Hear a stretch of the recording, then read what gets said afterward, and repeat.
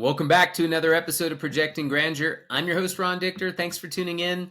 Thanks for being part of the community.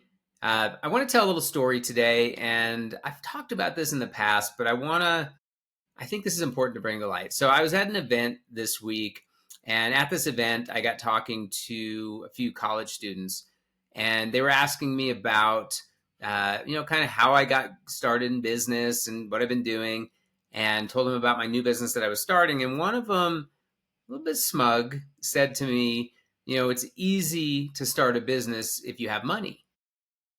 And I kind of sat there and I thought about it for a minute and I was like, okay, well, sure, there's some things that could be easier, like you don't have to raise capital, but you're still putting your own money at risk.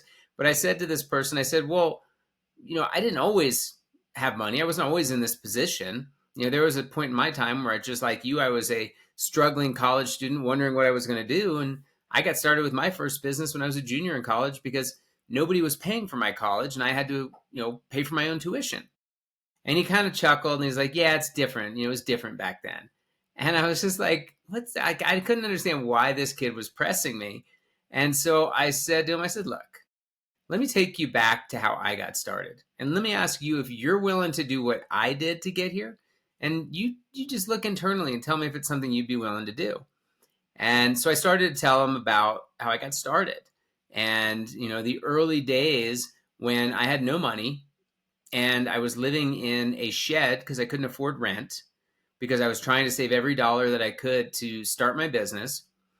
And I told him about when I had my car repossessed because I had no money. The bank took the one thing I had, which was a car, because I wasn't making my payments because I didn't have any money to make the payment because every disposable dollar was going in to start this company.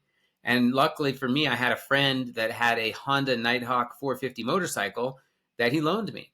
There were two problems. Number one, I didn't know how to ride a motorcycle. I didn't have a motorcycle license. And two, it was in the middle of winter in Utah and I didn't have a helmet. Nevertheless, I rode that motorcycle in winter for the entire winter without a helmet, which is very stupid looking back. So if my kids are watching, please don't take advice from dad here. But so I was living in a shed. I was riding a borrowed motorcycle, to eat. I was scrounging up change out of, different places that I could find it, ashtrays, couch cushions, anywhere I could find spare change so I could buy some food. And all of this just so that I could start a business, just so that I could put every dollar I had into being able to cobble together, a product that I could take to market and actually have a viable business. And I was at the brink of filing bankruptcy, and I finally got lucky and sold a few accounts and was able to bring on some customers. And, the rest is really history. But I asked that person, I said, so, how does it sound to live in a shed, literally a shed with no bathroom? You had to walk through the backyard of your friend's house, of the shed you were living in, to go to the bathroom. Thank God I had good friends who believed in me, or at least felt sorry for me, one of the two. And I said, would you be willing to ride a motorcycle in the middle of winter without a helmet or scrounge together change? And he looked at me and kind of said, I'm sorry. Like, you're right. Like, I wouldn't do those things today. And I just really want to remind everyone that y'all have got excuses and reasons why you can't be successful. I get it. I had them too. But I've been at the bottom. In fact, I've probably been below most of your bottoms. That sounded weird. I've probably been below the bottom of what you think the bottom is capable of. But I didn't give up.